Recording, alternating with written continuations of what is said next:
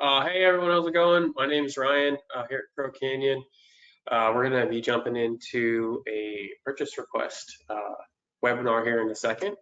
So I'm just going to give folks a few minutes to kind of trickle in, and then, maybe in 11:02, let's call it my time, we'll get things started. So just hang out with me, bear with me for a minute, and then we'll get going here shortly.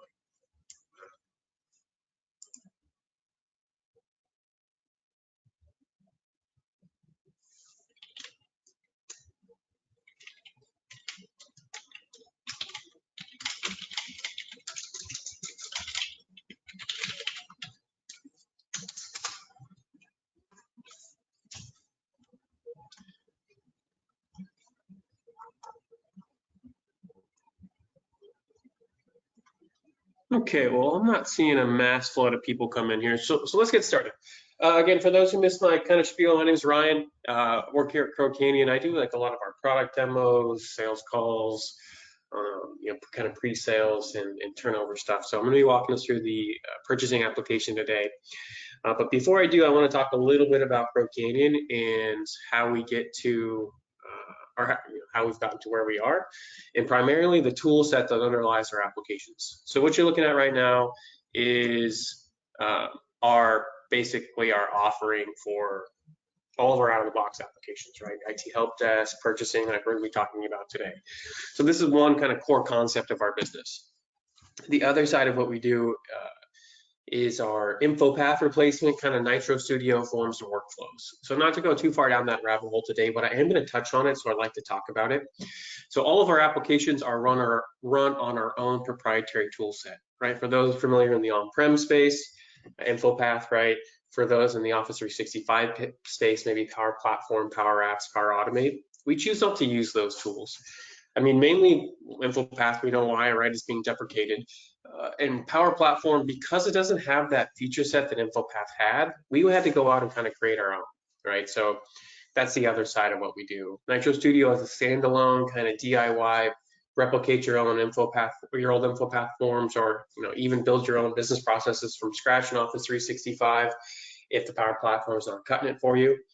But the nice thing here is that everything that we offer in that replacement tool set comes with our applications. So basically it's like a 2-minute spiel for me to say everything that you're going to see today can be configured and can be customized, right? Not necessarily solely by my team. That's a question that comes up quite frequently. Oh, does Crow Canyon have to do it? Since this is a SharePoint-based tool, whether online or on-prem, the tools get deployed to your tenancy or farm. So you're going to have the power to go in and change the application after the fact. Right, I mean, anytime we learn a new tool, there's always a bit of a learning curve, but the more you use Nitro Studio, the more and more comfortable you're going to be with it. Therefore, the more power you're going to have over your application. So there's always positives and negatives when we're talking about bringing in any new application, right? But the positives of having it be SharePoint based are you get to control your own data, right? This lives in lists and libraries, and SharePoint lists and libraries inside of your SharePoint tenancy or farm. And we're giving you the keys to the car in the sense of you're going to have control over or you're going to have access to the tools that we use to build these applications with. Cool. Okay, thanks for bearing through that. Let's jump into it. Okay, the purchase request is always kind of a fun one, for me at least, because it gives me a lot of freedom to kind of talk about the front end, the end user interface, as well as the technical details, and I like blending the two. It makes for an interesting webinar and interesting demo. And the first thing I like to talk about is look and feel, right? So whenever I talk to someone about SharePoint or applications, the primary focus is on forms and workflows. Tell me about the form, tell me about the workflow. But what's cool about this, or what's cool about Nitro Studio and our applications, is that we have all these little pieces that go into it, right? Like a list view, a tiles web part, a report web part, that makes SharePoint easier and more consumable from a user's perspective, right? So this is branded, put together by our marketing team to make it, aesthetically pleasing on the eye, as opposed to just kind of your standard SharePoint white screen, right? And then we have graphical interfaces on the list views as well as the reports here. We have a graphical interface for this tiles web part. and as well as corresponding list views, and then the reports embedded in the dashboard. So the end goal being getting people to use this more, right? I mean, that's the goal for all, business entities. Is if it's not being used, then what's the point, right? So these dashboards are configurable. We can change the color scheme, branding, etc., to meet your internal requirements. Okay, so when we spin up a new form. Now I'm going to talk a little bit about Teams today too, just to give those a heads up who are on premise. So kind of bear with me through that part, but in the Office 365 space, it's becoming more and more prominent. So as I kind of toggle back and forth between Teams, just know that everything I'm showing other than the Teams interaction is available inside of on-prem space, okay? So when it comes to submitting a purchase request, it's all role-based permissions, right? But in my mind, I kind of look at this as three different permission groups. You have your request submitters, you have your request workers, and then you have your admin staff. And typically where I like to start is how the request gets submitted. So whether it's accessing the form through an internal SharePoint site or through a Teams interface, maybe a portal, right? A Nitro portal is something that we use pretty frequently here. It gives us the ability to control who has access to what form and who can see what on the form. So architecturally, the purchase request is a list. Purchase request form we're seeing right here is a list inside of the SharePoint site. In our forms tool, we have the ability to create multiple forms per SharePoint list. So I just kind of briefly jumped into the forms tool. We'll take a deeper dive here in a second. But as you can see, I have multiple forms on this purchase request list. And what that does is it gives us the ability to create our own application for the end users. It's always sticky inside of a SharePoint site when we're talking about item level permissions and breaking up who can see what. So by using the Nitro portal and in our forms functionality, it gives end users their own space to submit a request through, right? So instead of having to have access and worry about constantly updating or stressing about who can see what, we give them a portal link or a URL link with this pop-up form, and they have the ability to submit the request here, right? So I'm going to work through this purchase request form, but I know the first thing on everyone's mind when they see this is, well, this doesn't look like my form, or can I change this form to make it make sense for me? And absolutely, the answer is unequivocally yes, right? So this is a demo site, right? Let's keep that in mind. It's just basic information that we're capturing here. But the idea being, giving you access to Nitro Studio and the forms tool, we can come in here and make changes to this to make it make sense for you. So what we do on the demo side is put a lot of things we kind of assume that you'll want, like where am I? Is this, what type of purchase? Is it budgeted? Who's the purchase agent? What department is it for, et cetera, to get us through the approval process.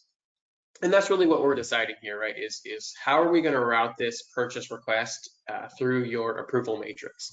And what we're doing with the form is essentially just trying to capture those metadata columns to make sure that we can route this appropriately. So when it comes to adding columns onto the form, it's very much drag and drop, right? It's very WYSIWYG in that regards. And some nice things here from the form design tool is you can do simple things like change the UI of the form, right? You can start to add in your own color schemes and logos. For those who like to get nitpicky like I do, you can even create a custom theme, your own font family, your own back colors, your own font colors, cell paddings, things like that. For those who have a CSS file already, you can inject it directly onto the form so it can look and feel a certain way, as well as capture the columns you want to capture on the form, right? So as configurable as we want it, right? But the main functionality comes into, where I was working on one already, right? Is this line items. So what we've done is basically connected two separate SharePoint lists together, right? So if we look at it from a base level, SharePoint has one list item, gets added at a time, right? One purchase request gets added to the list, it's purchase request 1. Another item gets added to the list, it's purchase request 2. Only having a single item doesn't give us the flexibility that we need for a purchase request application. We need multiple line items per purchase request and potentially multiple levels of approvals per purchase request. So one of the things we do here is we give you a link to a child list. So I think that's the best way to kind of think about it. We're looking at the purchase items list in this case. And you can do things like create a purchase catalog, have pre-approved things to purchase with a price per unit, put in GL codes, vendors, things like that, and be able to flesh out as many line items as you want per purchase request. And again, just to reiterate, this gives us form flexibility, right? So from a form load perspective, we're not loading all of these columns when we spin up the purchase request form. It's only being loaded when we open up this new item, right? Secondly, it gives us the ability to update the line items as independent entities. Maybe your Windows 10 licenses are going to be delivered much quicker than the actual physical hardware asset, right? And we need to make sure that these are separate entities inside of the system, so we can update them as they come in, right? Not just as that one-for-one example like I was showing earlier, okay? Now, the second piece where the associated items feature comes in is in the approval levels list. Now, just real quickly, I'm going to talk about the approvals here in a second, but for those SharePoint geeks, I guess, for lack of a better term, like me, this submit for approval button is pretty cool. So we have SharePoint forms where you can just save, right, and just create the item. In this case, what we're doing is we're actually running a workflow. It's a custom action, right? So I'm going to talk about this in a sec, but what a custom action is in our nomenclature is essentially the same thing as a workflow, except this is manually invoked, right? So where a workflow might be trigger-based, right? So I have the workflow tool open here. We're looking at, a workflow on our purchase request list, and here are different triggers, right? Item created, modified, scheduled, and then running an action related to that trigger. The custom action is giving you the ability to do so in a button, whether it be on the top of the form, the bottom of the form, and you have now the ability to show unique permissions on this button, like only make it available to people who can submit purchase requests, et cetera, et cetera. But it gives us a lot more flexibility with, again, a permissions perspective and being able to fire off a workflow as we see fit. The other, let's say, Ryan's webinar request. The other reason I like this is a little bit more silly. When we run the custom action, so when a workflow runs, it's trigger based, right? And it just kind of happens. The reason that I like the custom actions is because I'm going to show you here in a second, but it gives you a visual cue, right? To let you know that the workflows run appropriately, right? So if I come down here and I hit submit for approval, it's going to let me know that it's going to give me, I call them the warm and fuzzies, right? The check marks to know that the workflow is run, the approval process is run, and this has been submitted for approval. I don't know why I like it, but it's just nicer than having the form, save the form, have the screen flash, and then as a user not really understand. If it went through, you have to ask the question. It saves a lot of time from not only the internal team's perspective, right? Like I get an email from the user after they submitted the form, hey, did my request go through? When they get that little flash, that pop-up, it gives them the peace of mind that it went through. And then if we use the portal interface, again, this is just a SharePoint site. So while I have it up in Teams, the same principle applies to on-premise. Now we can also give them a peek under the covers to see how the request is progressing. Has it been assigned? Has it been approved? And that's using our list view web part. So if we think of the portal as almost a separate application entirely for end users, it gives us the ability to communicate efficiently between technician and user, right? So it's not kind of gone out of the way of emails and paper forms. And this is something that people can grow into, can adopt by using it more frequently. You give them links back to the form or through an email to view their request in this portal, the more and more they're likely to use it. Okay, so quick recap. Request gets submitted, right? We fill out our line items, we fill out our metadata on the form to make sure we route the request appropriately. The forms are flexible, the approval workflow is flexible, right? So the end user submits the form or whomever submits the form, and now we route for the approval process. And these are the two biggest configurable areas that we like to talk about in the purchase request application. Form flexibility, approval levels. Okay, so if we kind of change our hats a little bit, we shift away from request submitter to the admin side is where I am. So everyone's gonna have access to this kind of application admin center inside of the purchase request tool. And this is where we give you access to Nitro Studio, right? As well as be able to build out your purchase category catalogs, but also the approval levels list. And again, this is just kind of a generic approval levels, right? That I've thrown in here for demo purposes, but this is what we're going to be mapping to your guys' requirements.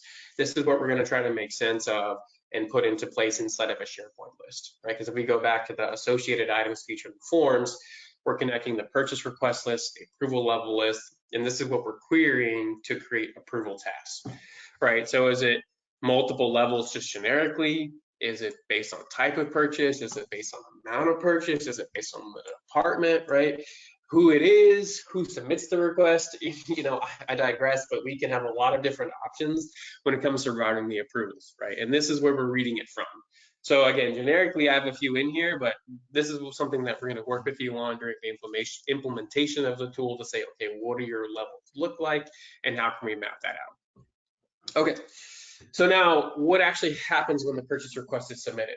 So like I was saying, if we come in here and we look at this graphical interface on our purchase request for pending approval, I'm going to start to break this down for you. Okay, request is submitted. Approval process runs. Here's the information, right? Here's our office chair and our, Crow Canyon application. Now you can see here is we have a couple subtasks, approval tasks inside of the second form called approval tabs. So this is like I was talking about with approval items, right? We're going to have multiple items linked to the parent request.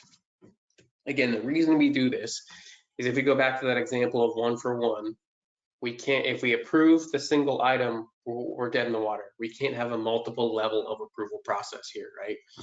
So using this this sub list called approval tasks, sorry, I have my purchase items form open. Let's kind of walk through this.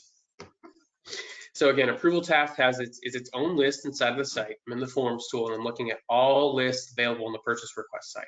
I select approval tasks, I hit go, and I'm going to see the form specific to approval tasks, right? So I've now linked the two together and I've created a bunch of subtasks in this approval task list, and through a lookup column, I've connected the two together. Okay, so what does that mean? So as an approver, I'm going to get a notification. It can be an email notification or it can be a Teams notification, depending on which option you want to go down. Obviously, 365 is the Teams option if you want, but everyone can have the email option. I'm going to say, hey, Ryan, you have a purchase request to approve. And I'm going to get a notification saying, this needs to be approved. And I'm going to show you what that looks like now. I apologize. I should have this preloaded. I thought I did, but you get moving 1,000 different ways and you forget to load a tab. So bear with me here for a second. Shouldn't take too long, but I'm going to talk about it as it's loading. So you get this email, and depending on like your comfortability with SharePoint, you can go into the task and actually complete the task here, right? So say I get the notification, I click onto the task, it pulls up that form, right, that we were showing internally, and I can come in and mark this approval decision as approved, right? I can change it from in or pending to approved. I'm gonna be honest, most approvers don't do that, right? Like it's just not, it just doesn't it's not used, like most of the time people ask for this option. And what I mean by that is they get the email and, from a nitty gritty setup side, this approval decision is a choice column inside of the list. And from the email perspective, the notification, it'll look something like this. Here's a link to the purchase request. Here's a link to the task to approve it. Here's the information in the request. That information we captured on the form, as well as the line items. Now, as the approver, what we can do is we can actually set up an email parsing tool to actually approve the purchase request through the email. In the space, it's called a lazy approval, right? Quote unquote lazy approval. But when I select this approve button, what it does is it creates a new email. And then we're looking at this title right here to say, okay, PR 2021-00143 has been approved, right? So they don't, as long as they don't change the title of the email and they just say, you know, this is approved, right? Any notes they add on the body of the email gets added to the approval task, and they actually don't even have to see the task. They just hit send, the task is approved, and it moves on to the next person in line if there is a next person in line, right? So from a user's perspective, all they do is they get the email, pops up on their phone, wherever, they hit approve, deny, or send back, and they can add their comments into the body of the email. This is probably the most commonly used one. You know, we still have people who come in and update their tasks here on the actual form. And then the last piece is something that I've actually started to use more and more here internally. You know, we very much eat our own dog food here at Crow Canyon, right? We offer all of our applications that we offer, we use. And this is something that, well, 2 years ago, my boss told me that, oh, we're going to have AI services inside of Teams or inside of SharePoint. I kind of laughed at him, but he proved me wrong. Yeah, 100%. So what it is, it basically gives you we have a AI services or Teams bot. And when an approval is created, or when you're assigned approval task, you're going to get a notification like this to say, hey, you know, this has been submitted, please approve or deny, right? So you can actually click into it. It's going to give you an adaptive card inside of the bot interface, maybe gives you a link to the request and the ability to mark it as approved from the request interface. So 3 options for approval, okay? Again, quick recap. Form gets submitted. We look at that approval levels list to make sure that we're routing the approvals to the appropriate person. They can update it through a task in the application. They can update it via email, or they can update it through this AI interface inside of Teams. Now, once it's approved, right, we work our way through the entire approval process. The notifications go out. Hey, you know, A, B, and C approve, or A, B, and C purchase request has been approved, and we have we're moving it from purchase request to purchase order.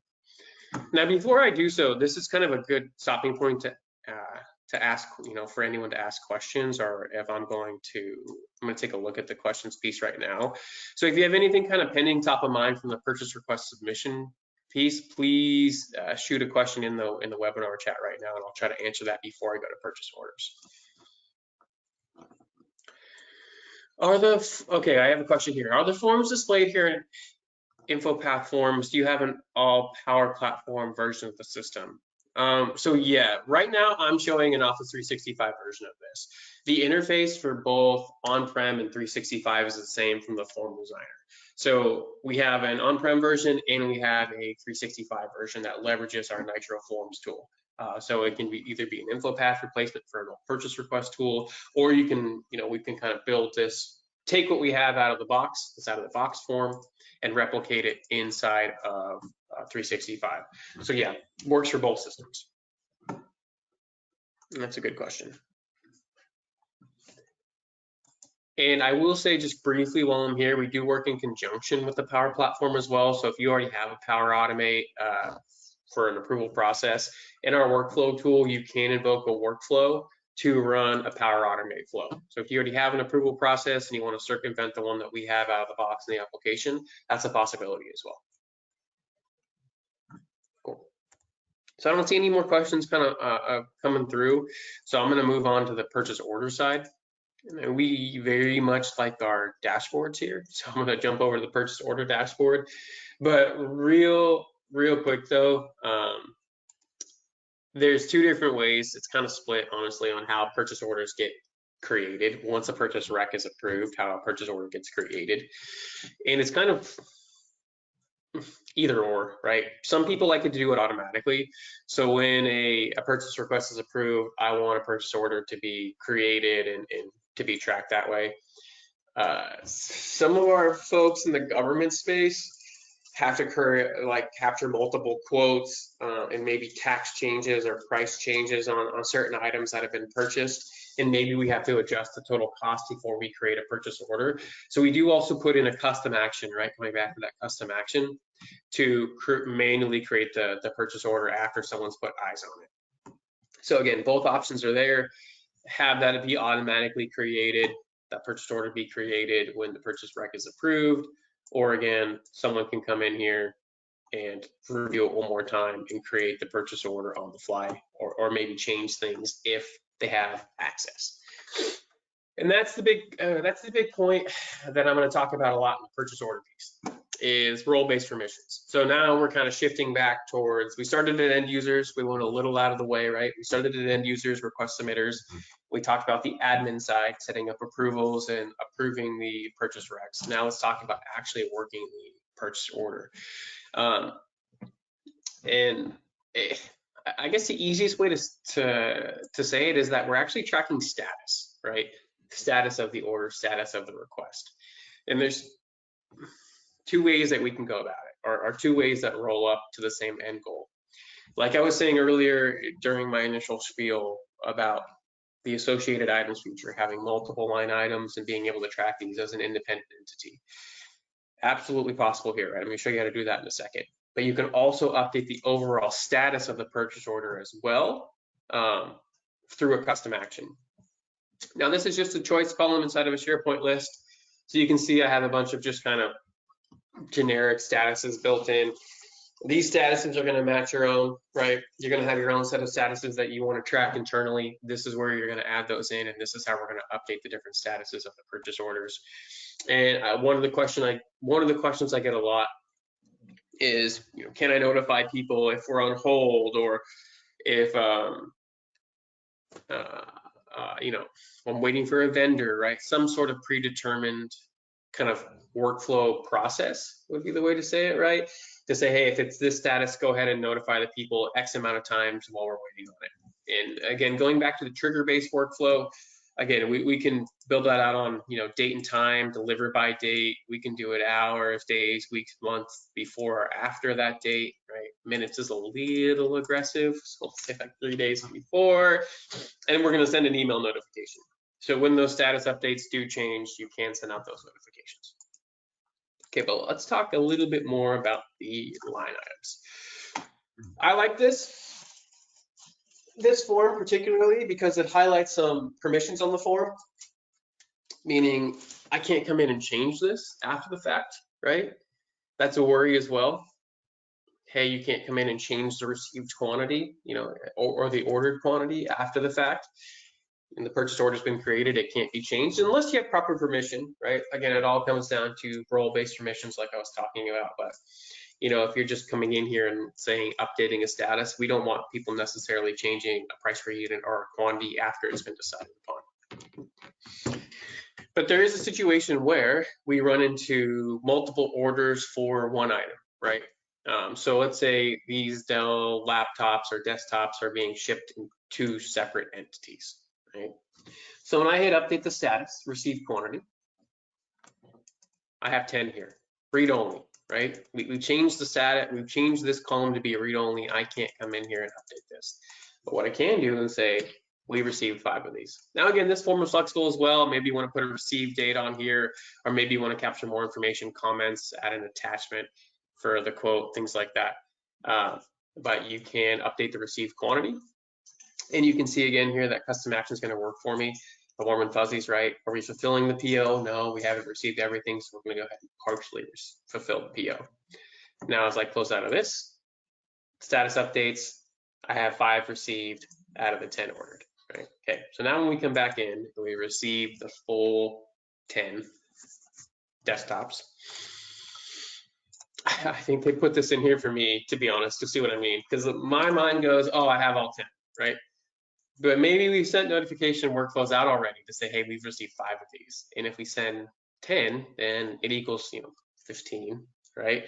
So we want to make sure that we put in column validations, custom validations here to make sure that the person working the application knows that, hey, you can't go over the quantity of 10, therefore you can only receive 5. Go ahead and hit OK.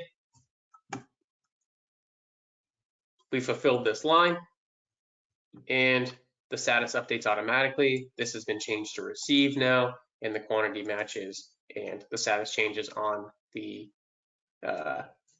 line item as well. Now, updating the status of the PO at the top level, it's possible as well. You just come in and, oh, wrong item. Sorry, I hit the wrong button. Bear with me. We can update the PO status. I'm just gonna flesh this back out from the top level. And you can also update the status of the individual line item. Now, I mean, I'm going to fulfill this real quick because I want to talk about filling the form out.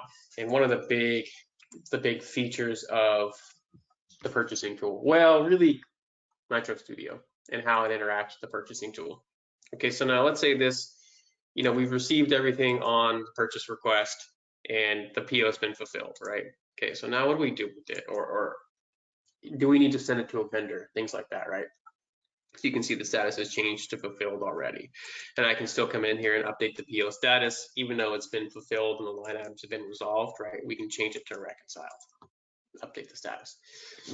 But I haven't really walked through the form of the purchase order. We're just talking about updating the status.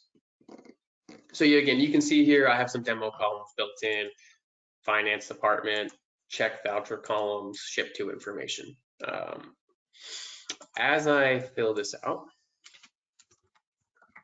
I want to talk a little bit about one of the other things I get asked about a lot when demoing the purchasing request tool. Purchasing request, maybe asset tracking, a few others, right? And that is integrations.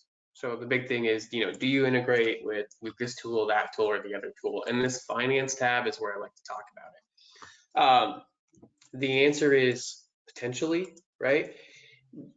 Using Nitro Studio, I talked about earlier how we can do in the workflow tool, do simple things like add an item, and the more complex things like invoke a web service. So yes, right? Tentatively, yes, you can build out a connection to other applications. You have the different HTTP verbs, so we can push and pull information from that third-party tool set, as long as they have an open REST API to map information from the purchasing request tool to the ERP system. And some of our customers actually only use the purchase request side and then map over the order to the actual ERP system. Again, that's possible. But if you want to track the entire process in the tool and then push the information over to that ERP or QuickBooks, whatever, you absolutely can. We would have to work with you specifically on what that integration looks like, right? Everyone's description of integration is a little different, but it is possible. Okay, so I filled out the ship to information. Now, one thing I didn't cover on the approval piece, and I should have, so I apologize, is signatures. So typically in Office 365, when you approve an item, it's storing, it's storing your approval, it's storing your information into the approval task, right? So who you are, date and time stamping who you are, and when you approved it, right? Your login. If you do need to capture a physical signature, you can. Inside of Nitro Studio, one of our Nitro columns is a signature column. So I talked about associated item columns. I talked about signature. Now, this signature column is also available. And what it does, it gives you the ability to physically sign a form.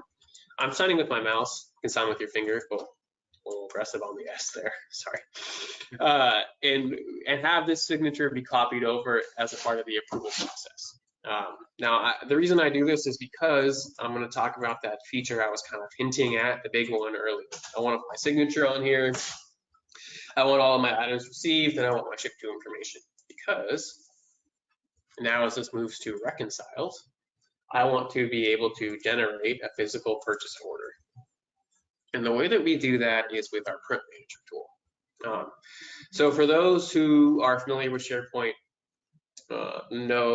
or for those of you who are familiar, I should say know this already. For those of you who don't, printing in SharePoint is difficult, I think is the polite way to say it. It's not clean, it's not easy.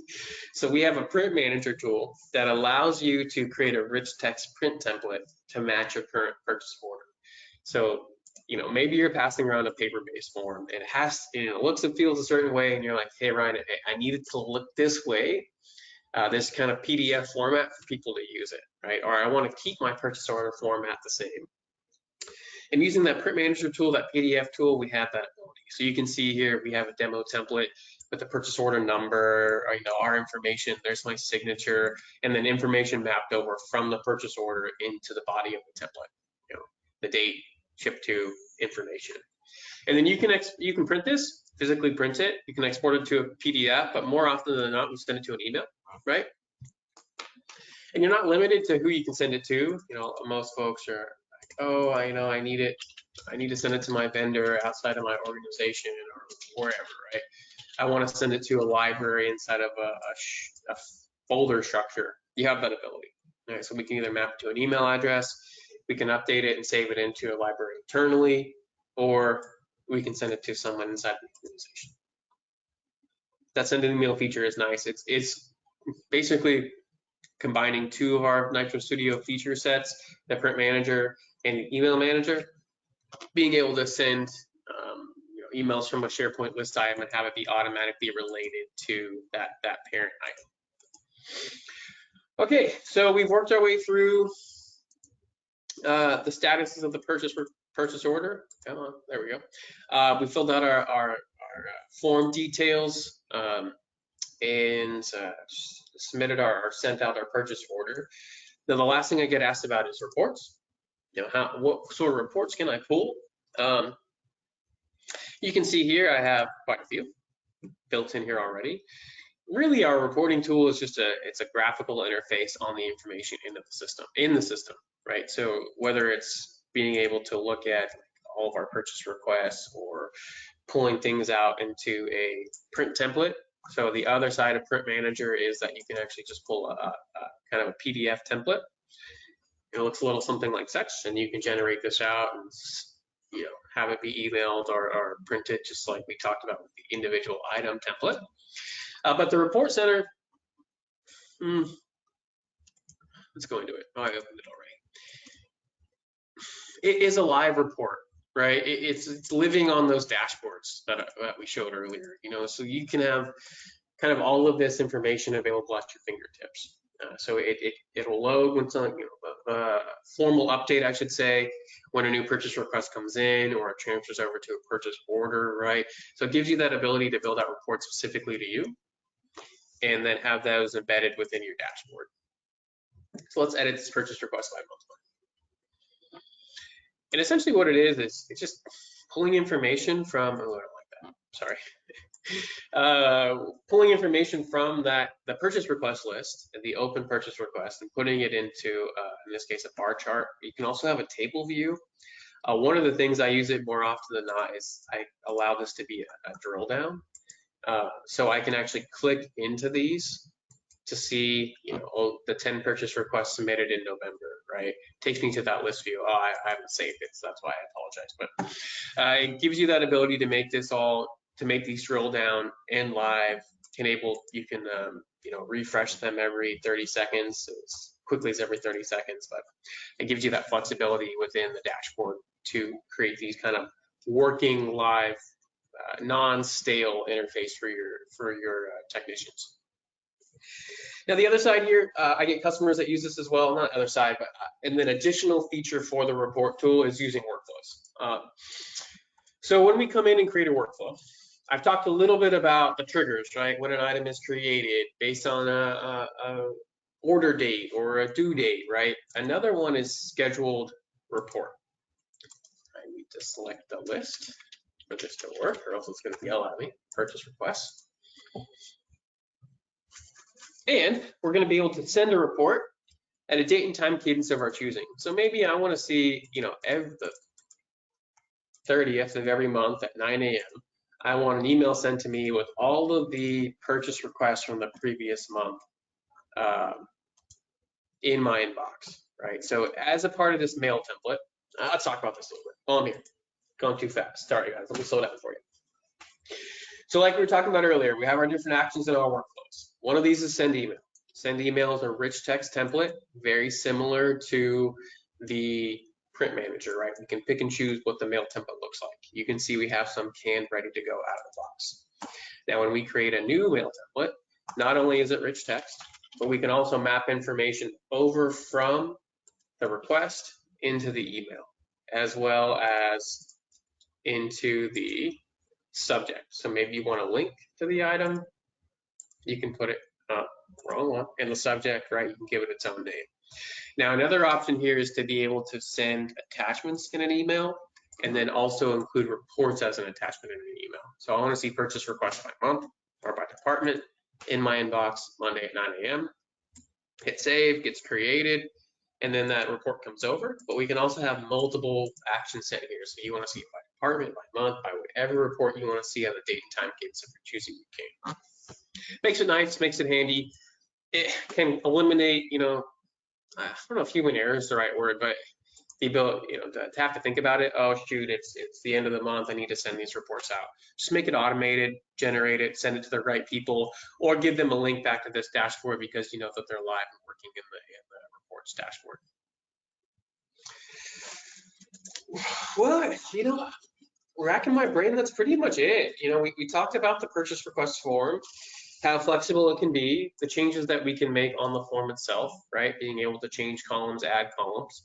The form design tool, I could probably spend 3 hours on. So if you want a deeper dive, let me know. We'll do a separate demo. But the form gets submitted, it routes to the approval process, right? That's in the admin section. So it's going to give us the ability to set up an approval matrix specific to your organization, right? Like I said, if you have a SharePoint workflow or a Power Automate that already has that in place, we can invoke that from Nitro Studio. The approval tasks get generated and sent out.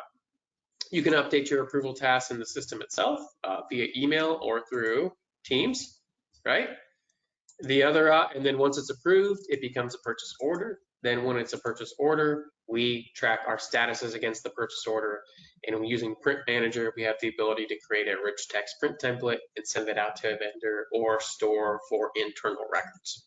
And then reporting is included. So anything from a reporting perspective, we can embed in a dashboard, pull out into a PDF, Excel, or have it be sent at a date and time cadence of our choosing.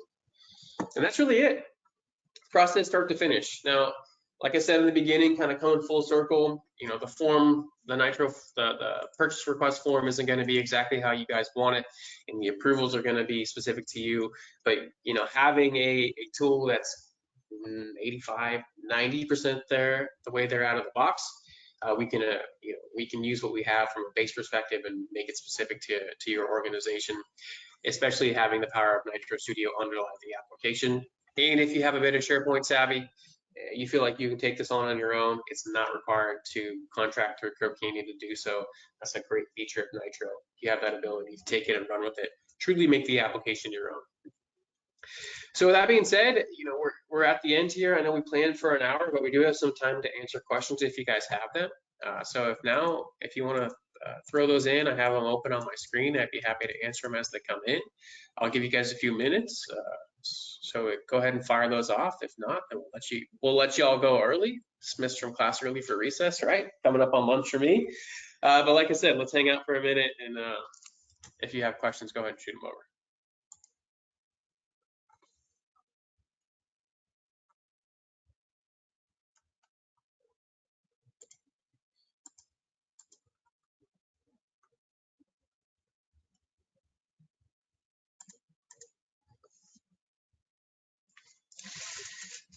While people are typing, if they are typing, just like a little blurb about us.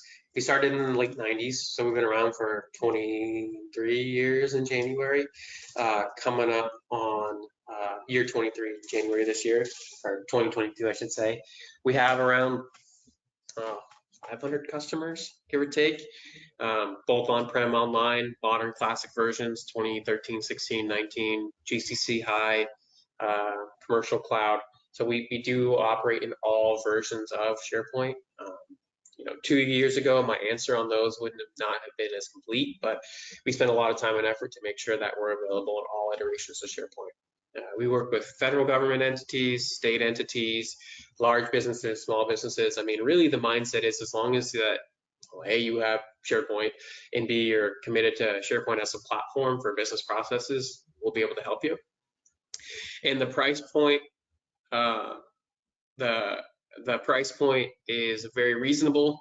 Since it's a SharePoint based tool, we don't charge per technician, or I should say we don't have to charge per technician.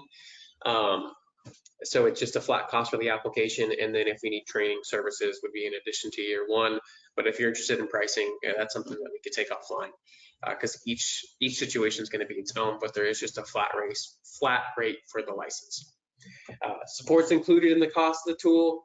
Support, upgrades, maintenance, bug fixes, that all comes with, and available pretty much like midnight Pacific to about 6 p.m. Pacific.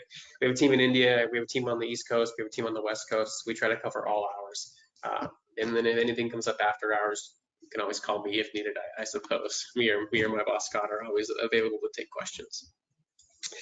I did see a question come in here and about our forms. Can you briefly talk about the other forms you offer? That may be too loaded of a question. It's a good question. We have a lot of different forms that we offer, whether it's an out-of-the-box application or building from scratch. Yeah, that's a heavy one. It's a good question, but that's one I would probably want to spend a little time with you one-on-one. We could talk about all these different pieces, whether it be out-of-the-box apps or custom-built tools, custom-built forms. We have a form showcase displaying how complex you can get with a form. So yeah, if anyone wants to jump into just a forms conversation after the call too, just let me know. I'd be happy to set that up. Of course, yeah. And then just briefly for anyone who is interested, if you really want to take and run with the form, like I was showing you, which is kind of a base list form, this is using our table format inside of the forms tool. And this is still a Nitro form, just like the purchase request form was, but you can see it's much more comprehensive. So if it needs to be, like I said, a specific form to match your purchase request form, we can absolutely do so. So, okay, so I talked a little bit about pricing. I talked about support. I'm not seeing a bunch of questions flood in. So yeah, if anything comes up, just give me a shout. You can send an email directly to me. My first name dot my last name at crowcanyon.com. So Ryan.Stefani, spelled like Glenn, at crowcanyon.com, or sales at Crow Canyon. That'll come to one of us, and we'll make sure that we get you over to me. But again, hey, thanks everyone for attending today. I appreciate it. It looks like everyone's stuck all the way through the webinar, which it is greatly appreciated. So again, thanks everyone. You guys have a nice day, and we'll talk to you soon.